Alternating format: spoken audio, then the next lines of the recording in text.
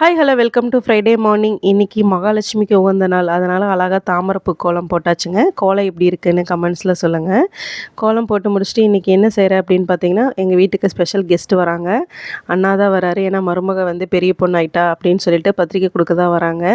So அதுக்காக அண்ணாவுக்கு ஸ்பெஷலாக வந்து அவருக்கு பிடிச்ச கடலை குழம்பு தான் வைக்கலான்னு சொல்லிட்டு வெங்காயம், தக்காளி, சீரகம், கொஞ்சம் சோம்பு, பட்டை இதெல்லாமே போட்டு கொஞ்சம் கசகசா, பூண்டு எல்லாமே போட்டு அழகாக வந்து வணக்கி விட்டு தேங்காயெல்லாம் சேர்த்து ரெடி பண்ணி வச்சுட்டேங்க.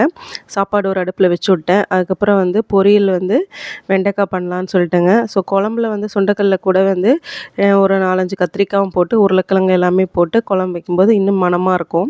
ஸோ அதெல்லாம் வெட்டிட்டு பொரியலுக்கு எல்லாமே வெட்டி ஏற்பாடு பண்ணி வச்சிடலான்னு சொல்லிட்டு ஸோ பொரியலுக்கும் எல்லாமே வெட்டி வச்சுட்டேன். ஏன்னா அடுப்பில் அடுத்தடுத்து அப்படி கூட்டி வச்சிடலான்னு சொல்லிட்டு அண்ணன் வந்து நைட்டே மதுரையிலேருந்து கிளம்பி வந்துட்டுருக்காங்க. ஸோ இங்கே வந்து வெடி காலையில் ரீச் ஆயிடுவாங்க அப்படின்ட்டு ஹஸ்பண்ட் கூப்பிட போயிட்டாங்க.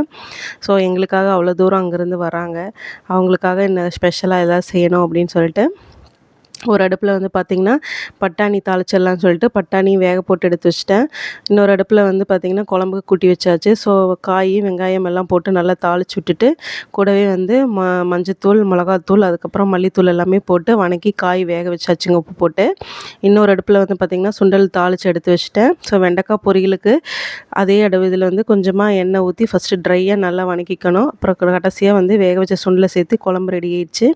ஸோ குழம்பு ரெடி ஆனதுக்கப்புறம் சாப்பாடு, வெண்டைக்காய் பொரியல், அதுக்கப்புறம் வந்து சுண்டல் தாளிச்சது எல்லாமே ரெடி ஆயிடுச்சு. ஏன்னா எங்கள் அண்ணன் வரும்போது கரெக்டாக சாப்பிட்றக்கு எல்லா ஐட்டம் ரெடியாக இருக்கணும்னு சொல்லிட்டு அண்ணனும் வந்துட்டாங்க. ஸோ அவங்களும் சாப்பிட்ருந்தாங்க. காலையிலே மார்னிங் சூப்பராக இருக்குது சூடாக சாப்பாடு அப்படின்னு சொல்லிட்டு பசி பஸ்ஸில் வந்தது அப்படின்னாங்க. ஸோ அவங்களும் வந்துட்டு பத்திரிக்கையெல்லாம் கொடுத்தாங்க. மருமக பெரிய பொண்ணானது ரொம்ப சந்தோஷமாக இருந்தது பார்க்கவே.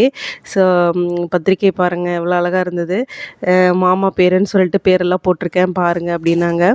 ஸோ கூடவே பார்த்திங்கன்னா ஸ்வீட்டு, பழம் எல்லாம் வச்சு தான் பத்திரிக்கை கொடுத்தாங்க. இது வந்து முருங்கைக்காய் ஊறுகாய் அண்ணி பண்ணாங்கன்னு கொடுத்து விட்டாங்க. அழகாக இருந்தது பத்திரிக்கை பார்க்கவே ரொம்ப சந்தோஷமாக இருந்தது. வர 16ஆம் தேதி திங்கக்கிழமை அப்படின்னு சொன்னாங்க. அதுக்கப்புறம் பத்திரிக்கை எல்லாமே பார்த்துட்டு இந்த மாதிரியே தான் வந்து மருமகளுக்கு லேங்காலாம் எடுத்திருக்கு அப்படின்னாங்க.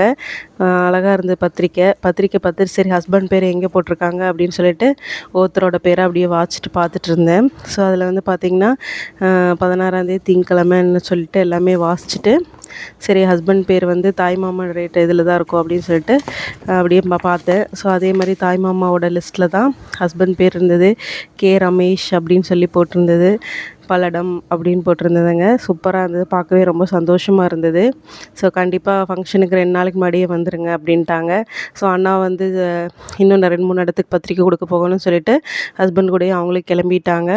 கிளம்பி முடிச்சுட்டு எனக்கு வந்து அடுத்த நாள் வேறு விநாயகர் சதுர்த்தி. சரி வீட்டில் எல்லாமே கொஞ்சம் க்ளீன் பண்ணிடலாம் அப்படின்னு எல்லாம் நல்லா பெருக்கி டஸ்ட் பண்ணி இது பண்ணிடலாம். ஏன்னா ரோடு போட்டாங்கள்ல போன வாரம், அதனால் வந்து சரியான தூசி இருந்துகிட்டே தான் இருந்ததுங்க. 2வது பொண்ணுங்க வந்து வீட்டில் இருந்தாவே பேப்பர் அது இதுன்னு போட்டே இருப்பாங்க. சரி அப்படின்னு சொல்லிட்டு அதெல்லாமே நீட்டாக தொடச்சி பண்ணிடலான்னு சொல்லிட்டு நல்லா கூட்டியாச்சு. அப்புறம் சிங்கில் பார்த்திங்கன்னா கொஞ்சம் பாத்திரம்லாம் இருந்தது.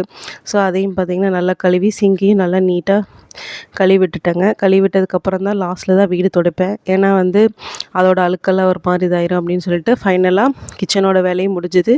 கிச்சன் கிட்ட எல்லா வேலையும் முடிச்சுட்டு எல்லாமே நீட்டாக இது பண்ணிவிட்டு காலையிலே அடுப்புக்கெல்லாம் வந்து நீட்டாக க்ளீன் பண்ணி அக்ஷயம்னு எழுதி அழகாக தாமரைப்பூ கோலமெல்லாம் போட்டு பொட்டு வச்சுட்டேன். ஸோ வந்து அடுப்புக்கிட்ட எந்த வேலையும் இல்லை. அதுக்கப்புறம் வீடெல்லாம் ஹால் எல்லாமே நீட்டாக தொடச்சி விட்டாச்சுங்க. தொடச்சி விட்டுட்டு வெளியே அழகாக டியூப்பில் கனெக்ட் பண்ணிவிட்டு நல்லா சோப் போட்டுட்டு துளசி மடத்துக்கிட்ட அங்கே இங்கேன்னு சொல்லிட்டு எல்லா பக்கம் நீட்டாக கழுவி விட்டுட்டு அதுக்கப்புறம் பெட்ஷீட்டெல்லாம் வந்து ஏன்னா தூசியாக இருக்கும் அப்படின்னு சொல்லிட்டு ஃபஸ்ட்டு பெட்ஷீட் காய போடுறதுக்கு முன்னாடி எல்லாமே நீட்டாக கழுவி விட்டுட்டு பெட்ஷீட் எல்லாமே நல்லா காய போட்டாச்சு. காய போட்டுட்டு ரொம்ப காற்றா இருந்தது. அதுக்கப்புறம் கிளிப்பெல்லாம் குத்தி விட்டுட்டு கீழே போய் பார்த்திங்கன்னா ஸ்டெப்ஸ் கீழே ஃபுல்லாக கழுவுற வேலை இருந்தது. ஸோ போர்ட்டிக்கோ எல்லாமே நீட்டாக கழுவி விட்டுட்டு வெயில் அடிக்கும் போதே கழுவிட்டால் தான் நல்லா காஞ்சி ட்ரை ஆகும்னு சொல்லிட்டு படி எல்லாமே நீட்டாக கழுவி எடுத்துட்டேங்க. செம்ம வேலை அன்றைக்கி, வேலை நிற்கவே இல்லை. அரௌண்டு பார்த்திங்கன்னா மணி வந்து 12:30 1 மணி இருக்கும்னு நினைக்கிறேன். இந்த வேலையெல்லாம் முடிச்சுட்டு நான் குளிச்சுட்டு வந்து அதுக்கப்புறம் வந்து பிளேட்டிங் போட்டு சாப்பிட்டேன். சாப்பிடும்போதே மணி பார்த்திங்கன்னா 1:00 ஆயிடுச்சு. மதியம் தான் சாப்பிட்டேன். சாப்பிட்டு முடிச்சுட்டு துணியெல்லாம் பார்த்திங்கன்னா ஒரு 2-3 தடவை மிஷினில் போட்டு எல்லாம் காய போட்டேங்க. தேங்க்யூ.